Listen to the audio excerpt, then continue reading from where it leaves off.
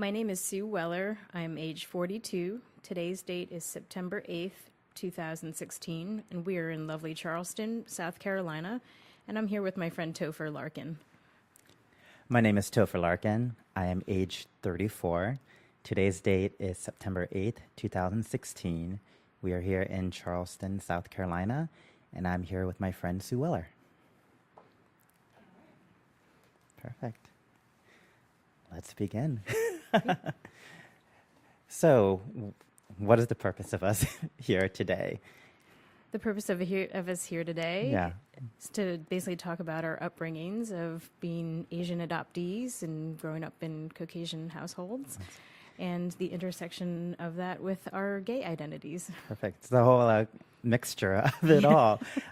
So I know you through casual friends and through the LGBT groups here in Charleston, but it's also a good opportunity to really get to know you. And it's funny because I think when I first met you, I kind of did what I hate other people assuming about me, is that I see another Asian person and I automatically think, oh, Asian family, everything else from there. And so and for me, it's always interesting to find out when someone else is, of adopted. And it's funny because I always smile when I'm in public and I'll see, like a white parent with, an Asian child or a different colored child. And I'm just like, oh, yay, there's other people out there like that. So, I mean, do you find yourself doing the exact same thing that I probably do as well? I do get very excited when I see other Asian people in general here in Charleston, just because the population of Asian is under 2% of the population in whole. So I do a little happy dance because there's more people that look like me in town. And especially when I see white parents with children of different colored skin, that really makes my heart happy. Right. And I, get really a big smile on my face and try to smile at them as well. So I do that I do exact same thing. excitement. It's like you have this smile and you're like another adopted person, and there's this little internal secret handshake smile that you do. But then at the same time, kind of like the gay wink. Exactly right. You're like, ooh, like adopted. Ooh. But then at the same time, it is something that, I don't necessarily want to be viewed in, once again, that box. And I know we'll probably get into those box conversations later on. But it is interesting to kind of be adopted, both coming from Caucasian families, being Asian adopted, and then having this other extra layer of how our Asianness affects ourselves in the LGBT community, actually. So how has that experience, because where are you originally from? I'm originally from New Jersey. Okay. Well, I actually was born in Vietnam. Okay. Where are you from? Yeah, right. Where are you? But where are you from? But where are you really Sue? from? Right. I was originally from Vietnam. I was born there, and I was brought over here on Operation Baby Lift in 1975, where the U.S. government shipped out about 3,000 Vietnamese babies to adopted homes in the U.S. and Britain and Australia and France and Germany. Wow. So I've been here ever since I was one, and I was raised in New Jersey in the suburbs in a very affluent area. And I'm one of one of 8 children. And so we had a very large family, and all of my siblings were adopted or fostered. Oh, wow. From different parts of the world. So. Wow, that's interesting. Wow. And so how is that relationship with your siblings and the whole adoptedness? How is that dynamic for you? That dynamic for me, I'm close with some of my siblings, closer than others. I would say, my upbringing has been very transitional just because of my foster brothers were a lot older than I was. And they only stayed with the family for, short periods of time, anywhere between 1 year to 4 years. Oh, wow. But when they aged out, then they left the family. And they would come in their teens, anywhere between 14 to 17. So see, I have a brother, and he is adopted, and so we're 4 years apart, and he is from Colombia. And so, but it's interesting because, and we can talk about this later as well, but I personally don't feel a connection to my brother. And I know growing up, like my mother or my family, they kind of forced us to play together. And my mom would always dress us up. You know, we'd go to church and he'd wear like the blue striped shirt, I'd wear the yellow striped shirt. And I always hated that we were kind of being compared as brothers. And I always get jealous for siblings who have that really good, strong relationship, you know, and they're like, oh, they're my best friend. And I mean, if I didn't have my brother attached with my last name, like, I wouldn't be friends with him, you know, and I feel that it's sad, but I don't know. Is that, I mean, do you get that? Is it an adoption thing? Is it? I mean, I had one really close connection with one of my brothers, and unfortunately he passed when I was 25 and he was 23. But of all people in this world, I felt like he knew me the best. And like, we were just very close and inseparable in our adult lives. But my other sisters that are adopted, you know, they're 10 years apart from me in age, so we don't have a very close relationship that way. Right. And I was able to get close with one of my foster brothers, and we're about 5 years apart. So, and we kind of keep in touch. But as far as my other siblings, we don't really keep in touch, and I think it's, you know, partly just the dynamic with the family that we're very disjointed that way. I was going to ask about like, your upbringing and like how, you know, I mean, because obviously other siblings, like, when was that moment of like, hey, I'm adopted, or, you know, my family is different from other people? Well, I knew I was the first to be adopted in the family, and so I sort of hold the place of the oldest child, although I'm not the oldest in age. Right. But I knew I was adopted from very early on, just because the color of my skin did not match that of my parents, and other kids would ask me, "Why don't you look like your parents?" And I didn't look like the other kids, so I really probably from age 3 got separated out as far as being very different, just because of the color of my skin. Right. So I think the same way for me. Like so I'm adopted from Thailand, and I was adopted at age 1 as well. And that's having an older brother who was Colombian, having 2 as white as can be parents with the whitest hair possible. You know, so traveling around, we definitely got the stares and looked at. And I mean, I think I knew that I was adopted, just obviously looking at my family, but didn't quite understand the concept. I think I remember having like a children's book in our nursery. You know, it was like those, you know, why was I adopted, or, you know, the adoption stories. So, and my parents, you know, they talked about it, and they wanted me to have knowledge of my Thai ancestry. So I was encouraged in that sense, but at the same time, it was something so foreign to me. Like I didn't quite understand, and I didn't, you know, I was like, well, you know, I want to know more about, you know, this side of the family of it. So, but do you feel very bonded to your parents? I feel as they were your parents. Yeah, exactly. Like, I mean, I never got a sense. I never wanted to know who my other family was, you know, because to me, like, that was my family. You know, there was no, the questions weren't asked later on until, you know, much later. But to me, that's all I knew. But it's funny because it's only when people started pointing out the differences, that's when you start to get self-conscious about it. So it's like, you know, my mom's a teacher, and so when I would come and visit her classroom, you know, they see this Asian kid in the corner, and they're like, oh, they get surprised, like, oh, you're Mrs. Larkin's son? I'm like, yeah, you know, I'd feel proud about it. And then, you know, of course, also my parents are older, so then they're always like, wait, are they your grandparents? Like, what's going on here? So, you know, yeah, when people started pointing it out, you know, I went to an upper class private Catholic school, K through 8th grade. So I was the only Asian kid there, to my knowledge, you know, at that time. So everywhere I saw was just white. And so that's how I kind of saw myself. And sometimes to this day, still kind of see myself that way.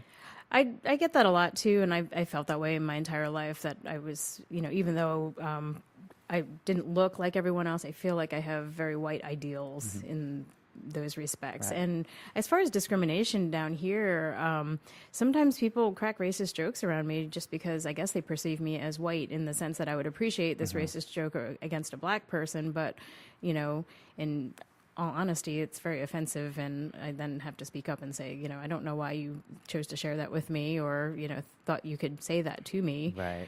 Because that's just horrible. Do you feel racism as an Asian person, and especially within the LGBT community, because there's always, especially in the gay world, there's always like, the no fats, no femmes, no Asians, no black, like those kind of criteria that you see, when everyone is supposed to be this white, blonde hair, surfery, twinkie, ideal of a male image. And that's how I feel, and that's another level of being like, where do I fit in? Right. I don't feel I've been discriminated against in so much the gay community, I guess. Maybe it's, pandered out in different ways as maybe someone dated me because they had a fetish for Asian people. And I know we've discussed the whole fetishized portion of her background. Yeah, and that kind of falls into, the gay community. Because, especially for me as a gay male, gay Asian male, there is that fetish side, and people want to have that FOB, that fresh off the boat style. And, I've been on dates before, and, I kind of got a sense that they were after this type of person. I have to sit them down and be like, okay, just to make clear, like, I come from the whitest family possible. Like, this is not the Asian that you want. So if that's what you want, like, please move on. And people actually have moved on from it. I think people are more confused sometimes when I talk about my Polish upbringing, because my mom was Polish, and so we celebrated Polish holiday traditions with pierogies and babka and kielbasi, and so I mean, when I talk about that and in a fond manner, people are very confused. They're like, "What are you talking about? Why aren't you talking about spring rolls or pho or?" Right, yeah, and it goes back to the whole like, yeah, but where are you from? Right, exactly. You get that all the time, and especially and I noticed that it's a lot of Asian people can be very blunt and direct, especially the women who they're always very curious. And for me, I had this conversation before where it's like, do I get offended, or do I start kind of giving a kind of like an offensive remark back to show them that they were offended? So especially like when Asian women, they'll ask me like, I'm checking out at a grocery store, and it's like, okay, they see another Asian person, so it's like, where are you from? And I'm always like, oh, like Tampa, and and then I know what they want, and then they're like, oh, what's your background? And I'm like, Irish, so completely throwing them off. So sometimes I've been gone, Thai Irish, just to like let them know, and then it still kind of warbles their mind a bit too. They always get confused, but I like to throw them off, in that sense of the world as well. So. That's funny. I usually opt for the more the easier route. I'm saying I'm Vietnamese. Now I want to do, especially when women ask. I have this inside joke where I'll just like look at them and maybe like, "Mom, is that you?"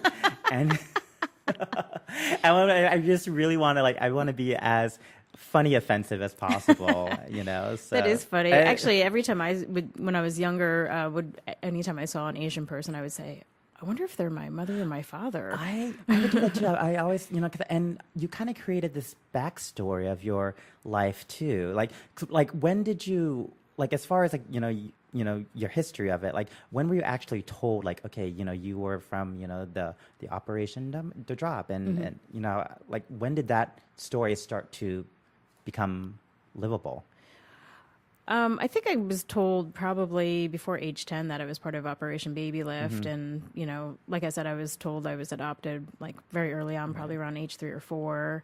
But, it didn't really make sense until my adult years. Now that Operation Baby Lift has actual reunions, and I started learning about this recently in the past, I would say 7 years that these things occurred, and having a desire to, do that.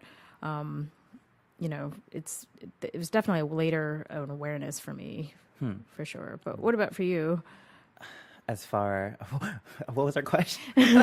As far as your awareness my of awareness, there we go. My awareness of it. As I said, growing up, my parents, they would always say, "Oh, but you're Thai as well." And my mom was good about it, in the fact that she would get really excited whenever she met another like Thai person, and she would get, she would want me to, to meet them. So whether it be, the woman who, does the alteration sewing, or if she, found out that someone, is married to a Thai lady, and like got my haircut by them, like she'd be like, "Oh, go visit this person," and so she tried to, instill that in me. And how were those connections for you when you made those connections with other Thai people? It kind of, once again, I feel like I'm being judged because I don't speak the language. They always ask me like, "Have you ever been to Thailand before?" And at the time, I hadn't been. So and in Tampa, there is a large Thai community because of the Air Force Base, and they actually have a Thai temple. So my mom, we'd go out to the Thai temple, we'd go out to the festivals and all that. But it was very interesting to be like, once again, I don't belong. And of course, the women, they start looking at you and they'll start speaking Thai. And, I'm like shaking my head. and then they always like, oh, like, why speak Thai? And it's funny because one time we were at this festival with friends and we were sitting down in a group of women. They started talking to me, of course, and I turned to my mother, and once again, as white hair as can possibly be, whitest woman ever, I just point to her. My mom starts talking to Thai to them because, she had to learn Thai because it was an Air Force family. So, so we had a Thai maid and Thai people around. So she learned to converse with everybody. And so here she is having conversations with Thai women, and then I'm just sitting there like being like, I have no idea what's going on. So it's quite an interesting story and dynamic of it all. So. I have similar experiences when I do run into other Vietnamese people, especially if they have immigrated here later in life. When they know the language and they see me and they expect that I know the language and I don't, and then it becomes of why don't you know the language, or why aren't you learning? And I feel embarrassed because it's I don't know, not really a language I'm going to use in my everyday here. Right. And I just and it was discouraged in our household when I was growing up, to speak Vietnamese because my parents were, I think, paranoid that they were, my older brothers were talking about them because they were all very fluent in Vietnamese. And so that's probably one of the biggest regrets I have in life is not learning the language, just because it would make these interactions with other Vietnamese people when I meet them a little easier. And, not having gone back to Vietnam until I was, close to 40 and, getting questions of, when have you been back to the motherland? Right. And like I hadn't and didn't really have the means for a while to do that. So, it just made me feel bad a little bit of like I wasn't being a good Vietnamese person. Right. Yeah. And even though pretty much my whole upbringing has been white, very white and American. Yeah. So, so you touched about the whole visiting the motherland, and so so when I graduated from high school, my parents decided that we were going to do this, 3-month trip to Southeast Asia, and Thailand was, of course, on it because they wanted to go back and see, their, where they used to live, and for some reason, like I knew there was this. I had a funny feeling about this trip, and I just didn't want to go. For me, it was like I'm 18, and this is my last summer with my friends, and I want to like work at this summer job. I had the Gap at the time. Looking back and laughing at it, but of course the Gap. Of course, right? Yeah. So we did go on the family trip, and ended up. So they got in contact with like the old my father's secretaries at the base. And so they're friends, and then we had this maid who she helped facilitate my adoption. And so her name was Nawa, because she was like, and growing up, I always heard stories about this Nawa, and I didn't quite understand. So Thai people, they don't really travel far, so you can look them up years later, and they'll still be in the same village or anything. So they got in contact with Nawa. We decided to have a reunion, and apparently she still was in contact with my father. And so I remember my parents coming back to the hotel room, and they were like, we're gonna meet Nawa, but she also wants to bring your father. And they're like, is this okay for you? And it was like the first time I was ever really confronted about, because I never really questioned, I didn't really, have a sense of like, where I came from or wanted to know that identity. And so it literally was like, oh boy, like these are things that, like you don't just get thrown at you. People kind of plan this. So it was very interesting. And so, after talking about it, it was a real first family discussion, actually, I decided that, we've come so far and like, I want, why not do this? And looking back on it, I know it was a decision that was really more for my birth father and not necessarily for me at the time. It was the fact of wanting to give him the satisfaction of knowing that the decision that he made to give me up for adoption, was the right decision. Because I had heard stories about him. So my mother had abandoned me at the hospital. So after birth, she basically handed me off to my father and was like, you take care of him. And so he raised me, and my grandmother raised me for about a year. And so he had decided to, he just couldn't do it anymore.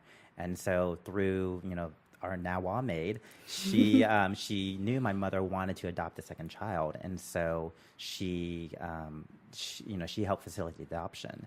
And so he would, the stories I would hear is that, he would stay in the nursery section and kind of like watch over the visitation of it. So I knew that, he was an important part to this story. And so, of course, upon meeting him, it was interesting because he couldn't speak English. I couldn't speak Thai. We had Nawal, who probably hadn't spoken English in a while, to translate everything. So all I did was like sit and stare. And, you tried to find the similarities. It's like, okay, so here's someone that I'm actually related to. Where do things come from? So, it's like, okay, those are freckles, and, there's maybe the hair comes from him, stuff like that. But it really was that powerful moment of letting him have that final rest of knowing that the decision that he made was the right one. And, I was 18 at the time, so it wasn't as a huge impact now. But looking back, I realized that, I'm glad that I did that because, now wherever he is, he has that closure in his life. So, it was quite an interesting moment. That's really interesting, only because I know so many Vietnamese adoptees that would love the opportunity to locate their birth families and go through extensive lengths at this point, spending a lot of money on DNA tests and hiring people to try to locate any living relatives for them. And here you are, traveling back to Thailand as an 18-year-old being like, and it's just thrown at me. Yeah, maybe, I know okay. that opportunity. Like, do you know anything about your family background other than just... Not really. I just have my original name and the province of where I was born. So I guess I could use that and go to that province and just ask around if anyone knows that family name. But also in finding out about the Operation Baby Lift is some of those children that did come out didn't had names that weren't really their names. They were made up because at first the Vietnamese government didn't want kids going out that actually had paperwork and, legit paperwork as far as names and birth certificates. So only true orphans could be sent out of the country. And then at the last minute, when, the American workers were, orchestrating these, the passages for the children, the Vietnamese government changed their minds and said, no, everyone has to have paperwork. So one of the volunteers that I got to see speak at a 40th reunion for Operation Baby Lift said, they spent all the hours through the night with baby books or baby name books for Vietnamese boys and girls, and just went through and tried to assign names to all these kids going out. So I, sometimes I wonder, is my name really my name, or is it just, something that was made up in in a pinch to get me out of the country. So it's, who knows? I did do a DNA test, and they were able to locate two very distant relatives, like fifth cousins removed or further removed. So, and that's about it. Wow. But, and also I support this other cause that this other adoptee, she raises money to provide DNA tests for people in Vietnam who might be looking for you never children. Really think about that side of it all. Because, they don't have the money to spend on the DNA tests that, we get charged $200 or $300 for. Exactly. I mean, when they're, really poor and living in really rural areas. Right. And, and that one decision that they made, it really does, impact. And kind of going back to my story. So I guess in the law of Thailand, was the fact that, so when I was put up for adoption, they had to put in the paper basically announcing that I was going up for adoption. And so if my mother was around, that she still had the chance to claim me if she wanted to. And so, and of course, she never did. So that's how the adoption went through. So, nice. So it's interesting. And of course, I found out a little bit about my father. He never remarried. And apparently he never had any other children. So, because of course that was the one question, oh my gosh, are there someone out there who is actually, biologically related to me? And I don't know if that, I don't have any sense that he would lie in that situation, but I don't know. It's interesting. Were you curious to find out information about your birth mother? Once again, because of that kind of disconnect, I think knowing what my father went through and having that kind of mutual respect for the decision that he made and the sacrifices. I think for me, that's enough that I need to know. Like to me, just my birth mother. If that was her decision to just leave me at that, then I'll respect that and not want. And I just assume that she doesn't want anything a part of it. So yeah.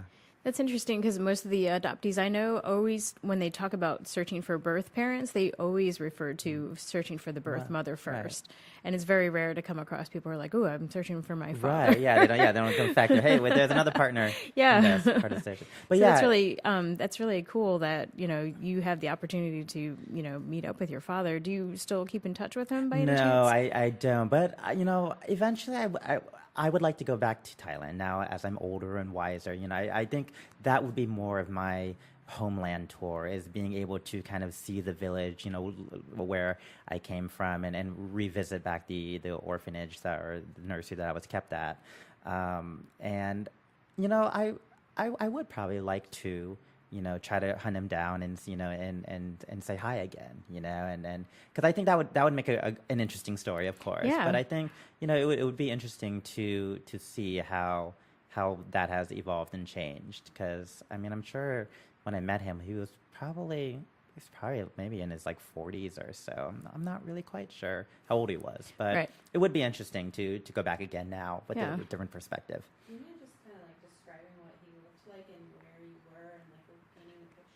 Yeah, so we met up at actually the same hotel that my family had stayed at during the adoption process, because it was basically we were about to be adopted, and then we were going to move to Panama. To Panama country, so Panama, and so it was a very like full circle of everything. So we met at the lobby of the hotel, and so I see this man who is about my height, and maybe I was slightly a little taller, and he had very thick black hair, and I do not have the Asian hair going on. I definitely have some ethnic hair going on. It's not the straight. It's not anime style. So I was like, where do I get this hair from? Oh, this might be why. So I noticed that his hair is very thick and curly and wavy. And I did notice that he had some freckles around his eyes. Because all I could do was just sit and stare. So I noticed the freckles in his eyes. I noticed maybe the same nose pattern of it all. But what I did notice that he was left-handed. And while I write with my right hand, I do a lot of stuff with my left hand. So, of course, I'm now justifying things. I'm like, oh, maybe that's where I get it from. So, but I noticed some similarities in the face.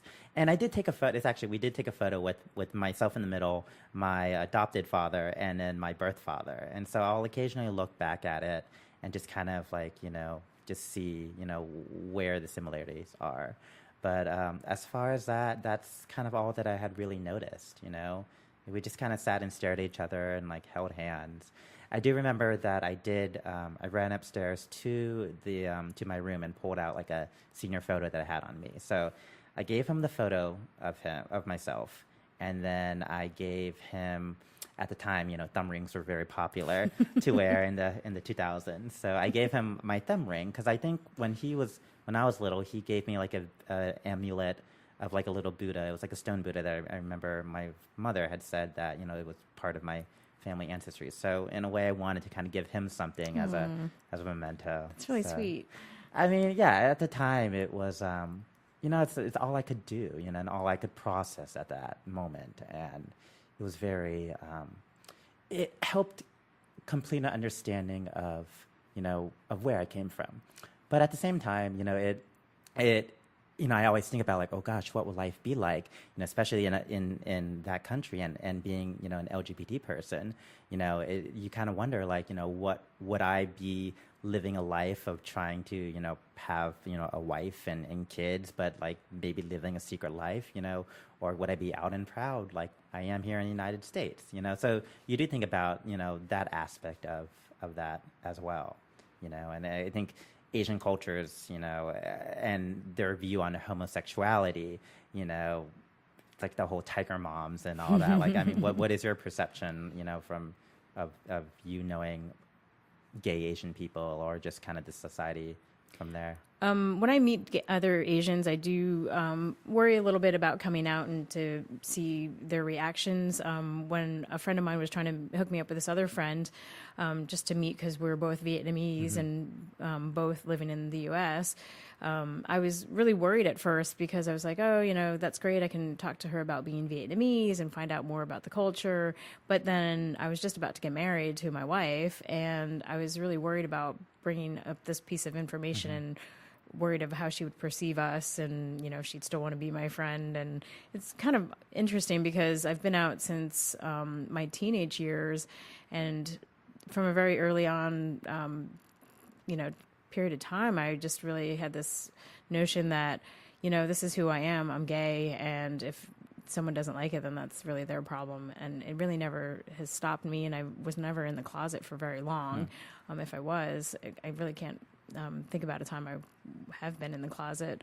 So here I was meeting this other person, another Vietnamese person at age 37, and worried about the closet. And it was such a foreign concept to me because I'd been out for so long that I was like, oh wow, like I haven't had to think about this for such a long time, or because I just usually don't care what people think, but for some reason this made a difference. Did you find coming to peace at yourself of owning your adopted identity and your gay LGBT identity? Like, what was that process? Because I think I was very comfortable being adopted for most of my life. And even though some of my family, distant relatives, didn't treat us the same as a blood relative because we were adopted, I still was very fortunate to have other sides of the family that were very accepting and never treated us any different. So that was okay. And, by the time I had come out in my teens, of having, the whole lifetime of being different anyway, it was just another piece of otherness thrown my way. And so I was kind of used to being different and having this otherness to deal with. So, I was just like, okay, well, this is just another piece of it. And, I was raised in a very strict, devout Catholic background. So I knew, even though homosexuality was never talked about in our house, I just knew it was a bad thing. Right. And, it's a bad thing, when the other kids at school are, throwing around terms like faggot and dyke and, in derogatory, manners about other people. So, you just grew up with this sense that it was a bad thing. But, I was then again lucky because I had some core friends that were very supportive and didn't treat me any different. And some of my siblings were very okay with it and kind of even knew, like it wasn't a surprise to them when I came out. So, I think I was just very fortunate in that way. And I think that's what fuels my activism, as an adult, is because I was so okay with myself from the get-go about being gay, that, I run into so many people who are closeted for whatever reasons, and I just feel bad because they, can't share this major part of their lives with, most of the world, and can't live authentically in the world.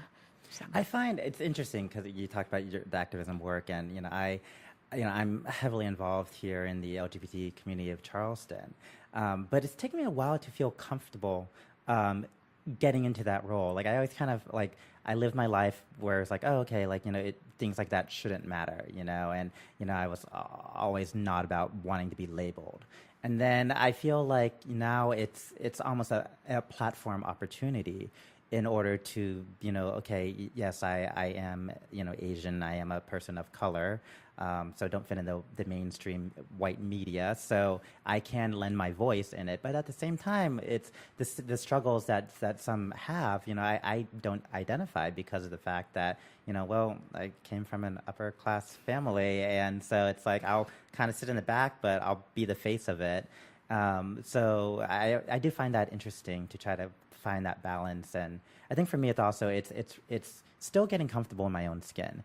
Like I always tell this story that every time I looked in the mirror, I would always see someone different, and that goes A for my Asian identity, and B for my gay identity. In fact, when I looked in the mirror, I always thought I was in an episode of Quantum Leap where I'm like staring at this reflection, and it's someone that I know isn't quite me, and so I've learned to accept the outward Asian identity of it while still embracing I come from a white background, so that's kind of mostly what I'm raised as. But then when coming out was a little bit different too, because it was a second part of me wishing that like, oh, I don't want to be gay. It's like maybe people see me as something else and not this. So. Of course, all my friends around me knew, so when I told them in the most dramatic fashion possible, Of course, I think they're like, we were sitting with a group of friends and like the room was like dimly lit, and I think I had music playing on in the background. It was very Dawson's Creeky at the time. I told my friends and they're just like, oh yeah, whatever. So here I am crying in the middle of it all. But I think it's taken me a while to accept and figure out what does it mean to be a gay person, and I don't know, maybe it's being a gay male, which is different because I feel, and this is just my way of saying it, but I feel that it's sometimes harder to be a gay male because people can pick it up easily, right. Unless, something like looks like but it's like, it's harder for, females are easily passable, lesbians are easily Right. passable at times. So, so the target of being like, oh, that's a gay person, oh, and that's an Asian gay person, so I always find that interesting dynamic of it. I definitely felt in the beginning of my coming out process, because I started in my sophomore year of high school. It was just really learning the language now of what I had felt all my life. But it was scary because, I grew up being so different and looking different that, it starts to play on your self-esteem of looking different and feeling less than. So here I was like, okay, like I've gotten to a certain point and people like me, I have friends, that's great, but now I have this extra layer of I'm different, I'm a lesbian, like, oof, Right. like I felt like I was already pushing it with being Asian, growing up in a very white Right. area. And then now I had, another identity to Right. deal with. But I think that really changed for me when I left home to go to college when I was 18. And so at that point, I was like, I can be whoever I want because I'm going to a new area that no one knows me. So I just took that opportunity to really craft who I was. And I was a fierce activist and very out. And I did not care what anyone really thought about that at that time, and have really kind of lived that path.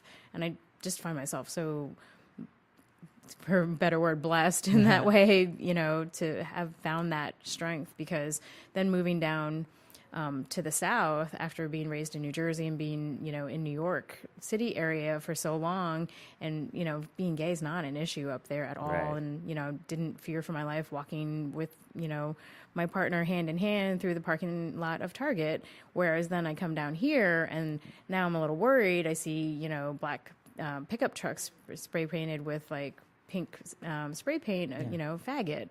So I'm like, oh, well, we're definitely not in New Jersey anymore. Yeah, exactly. And it's a different world. So, it was definitely a different, thing to think about. And in the way I was so used to living out and about. And then when I came here and having to almost take a couple steps back and realizing the activism that I did before. I used to curate gay art shows up in New York City, and here I am having to fight for my basic rights of, employment, housing, Right. whereas that stuff was already taken care of up, north. Yeah, we do take that for granted. And I think, for me, my coming out was an interesting process, but at the same time, I was still in a safe area because I went to performing arts high school. I mean, come on, like who wasn't gay? Right. And then I went to a performing arts college where, it just wasn't a big deal. And my college is very liberal. And actually I just read that they started implementing this year the all inclusive bathrooms, that's so cool. They're very on the forefront of it. Emerson College, by the way, so doing a little shout out for them. But so in a way, like being gay wasn't a big deal, but it was a big deal for me because I think I remember when I finally came out to myself, and I was writing in my journal at the time. And it was literally on the eve of my 16th birthday. Even writing the words down, like, I'm gay, like, I remember how much of an impact that was, because I think being able to say that out loud and acknowledging that, and then realizing really the whole world was about to change, because now it was like, okay, like, what are people going to think about me? Like, how is my family going to be? And that's everyone's coming out story, but, it really was an impact to admit it to yourself, and then really knowing that this is now how the rest of my life is going to be, and how am I going to live that life? Right. How did your family take it when you first came out? Interesting. My family, so my coming out story is so weird, and even I can't quite wrap my head around it. In true Irish Catholic families, like we kind of really didn't talk about it. I think my brother came home from like a trip one day, and I think my father was like, "Oh, so your brother says he's gay now," and so I think my brother then started finding like Bible verses or something like that. I was like, we're not having this, and we kind of didn't really talk about it, and and it really didn't get. So I went off to college, like, we once again we never discussed it, and when I started, bringing a boy home. That I was in a relationship with, I remember my mother, like we were on the car and I was living in Los Angeles at the time. And she was like, "So is Matthew a friend or more than a friend?" Like, And so I was like, "Oh wow, we're about to have this conversation." And I was like, "Oh, we're about to have this conversation." So I kind of discussed it, and so and she was like, "Okay, well, he'll have to stay downstairs because we're gonna treat you like we would with." I'm like, "Okay, that's fine." And so even to this day, I haven't been in many relationships, but the serious ones where it was introduced to the family, the guys, there's my mom still uses the word friend, and but she's obviously a little bit more understanding of it, and she's wanting to understand things about it. My father is, he's a very stubborn Archie Bunker type, Irish Catholic guy. So, I quite don't know his opinion, and once again, the relationship with my brother. If we didn't have our names attached, we wouldn't necessarily be talking. I think it even took me a while to even accept him as a Facebook friend, and even still, I don't kind of follow his feed. So in a way, it's still a coming out process, and I'm in a relationship now where it's really serious, and I know that he's going to be around for family events, so I have to start being like, hey, well, I want to bring this guy home and meet you, so it. In a way, it's almost like coming out again, because once again, my parents were from a different generation. The funny story about me coming out, which tops on that, is that I remember when I told my parents that I was gay, their first reaction was, "As in happy?" And I think that's basically sums up, my family and the generation and all. So, because being adopted, they were older. They were in their 40s at this time. So here's other kids. That's why they were like, "Are these your grandparents?" But so in a way, it's still a kind of still coming out process. Letting them learn more about my world. When the Pulse shootings happened in Orlando, I think, obviously that triggered everybody. And I remember my mother had called me that day, and she called me twice in a row. And I was busy talking to my boyfriend at the time because we were just, lamenting about it. And the reason why she called is because she needed the Netflix password to my account. And that was really it. She didn't really kind of get into any information. I gave it to her. I was very snarky about it. And we had just come back from the Charleston vigil.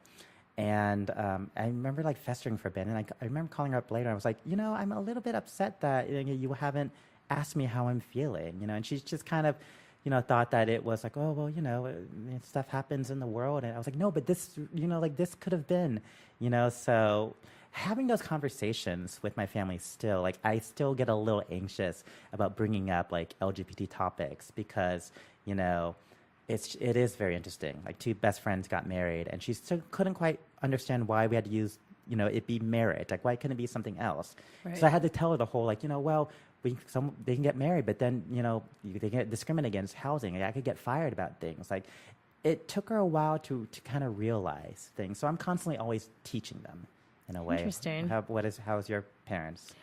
At first, they were really terrible about it, and they tried to send me off to a conversion camp. Oh, no. And they basically set up all these rules that I had to be watched around my sisters, and I couldn't have any sleepovers, and it was just coming from a lot of fear and uneducation about what it is to be gay, because they didn't know any gay people. So they really were scared that my risk of HIV was tenfold at that point, and it was just some really ludicrous stuff came out of their mouths. And so it took them about 10 years to come around. I was able to bring girlfriends around, luckily, to family functions. And if they weren't welcome, then I did not go to the family function, because I was just adamant that this was me, this is my life. And if, this is my chosen family, they need to be welcome to events that I'm going to attend. But I remember the day my mom finally came around. I was at work and she called me talking about how she just saw Melissa Etheridge on the Today Show and was singing about how she just wants to be loved and like everybody else. And something clicked for my mom in that moment. Because then she was like, I just want to let you know I'm really proud of you. I don't want you to change who you are. And I just love you so much. And I didn't even know who this woman was on the other end of the phone because it was definitely not my mother that I had just spent 10 years fighting with her about, how gays are not the, evil people that she thinks they are. So I was just like, yeah, that's great, Mom. But I got to go back to work. And, and it was a really huge defining moment in our relationship at that point. But and I ended up taking her to a Melissa Etheridge concert when she came into town, just to reward her for being such a supportive parent at that point. Funny. It's like when my mom comes to visit, like one day I'd like to take her to the local gay bar and just be like, this is, these are my people. This is what life is like. These are people that know me. And she knows my gay friends back home.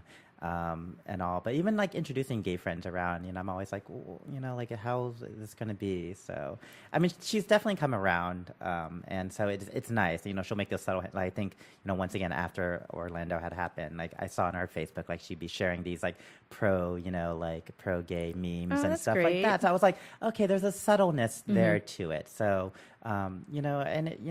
she's come around. The rest of my family, I'm not quite sure. The relationship is different, but I hope at the end of the day that they respect what I do, the work that I do, the advocacy that I do, and understand the importance of it. That's great. I guess I've been very fortunate that way because a lot of my extended family have been super supportive, and even though I don't, I was scared to broach the subject with them at times. Like I've had aunts reach out to me and say, just want to let you know that I welcome you and your partner or whoever you'd like to bring, and just hope you're having a happy life. Yeah, and just generally happy for me, which has just been very different from like some of the treatment I'd gotten from my own parents. Right. But and I get I was lucky all my siblings were very supportive from the get-go. But it's really like my extended family that were super supportive and actually were there for me at times that my parents couldn't be there for me to support me because of their feelings about it. Right. Yeah. Same. I mean, in this day and age of social media, it's like, I don't have to officially come out to extended family. They'll see a photo with me and my friends and me at gay events and, and me with my boyfriend now. So it's like, I know they're accepting of it and all. So, but sometimes it'd be interesting to get that final affirmation. It's kind of like, once again, that final seal of like knowing that, okay, like this is my identity. So, I just want that closure of it all, at least knowing that that we can move on to the next part. So you're going to get married? Well, we'll see.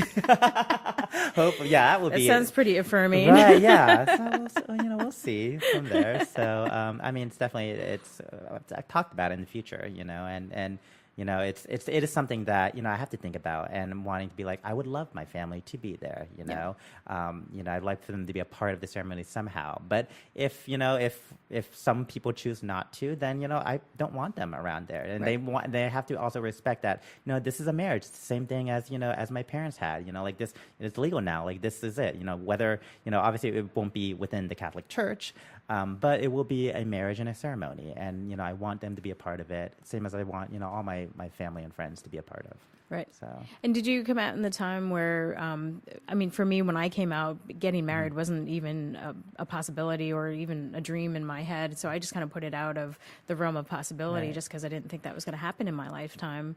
I mean, growing up, it's like, that was the first thing, like, okay, I'm gay, and then that was the first initial thing is like, oh, I can't get married, and that's, in a way, everyone has always taught about, the fantasy weddings and stuff. So that was kind of like on, the back burner of it all. And as the reality, situated, and of course, everyone has their views on, should, within the gay community, like, like, do we really want to get married and be like the others? And it's like, no, what we want is that being there at the ceremony, standing in front of people that we love, and being in front of the person that we love, telling them that we love them, and wanting to feel that acceptance. And I think, yeah, I mean, that is something that I would like.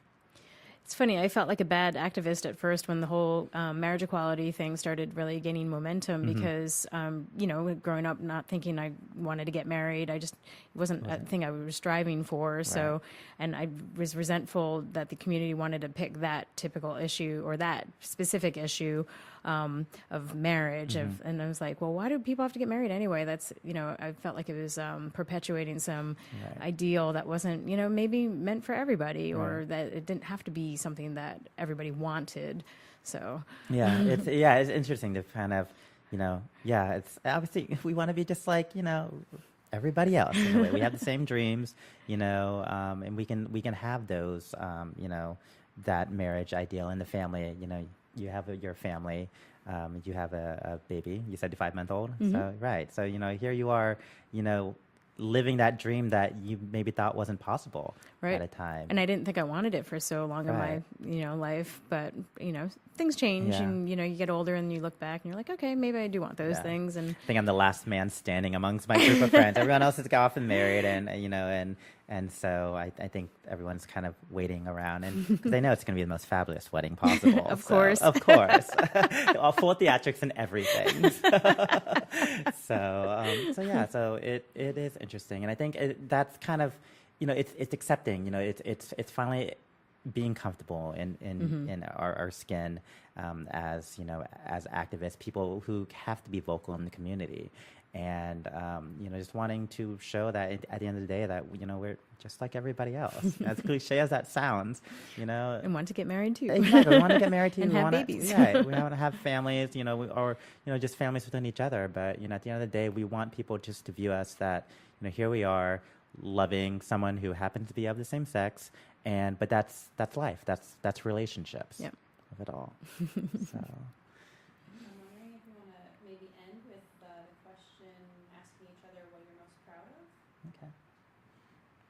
What are you most proud of, Topher? What I'm most proud of is that I think the moving here to Charleston has really changed my perception of what I want for myself. I think I was very comfortable. I always call myself a late bloomer. And so I never really fully awakened until I moved here, where at the time I moved here with a boyfriend and, I knew nobody here. It was a completely new city. And so I had to really get out in the community, make friends with new people and kind of really get myself involved. And through that, I was able to get involved with the local HIV organizations.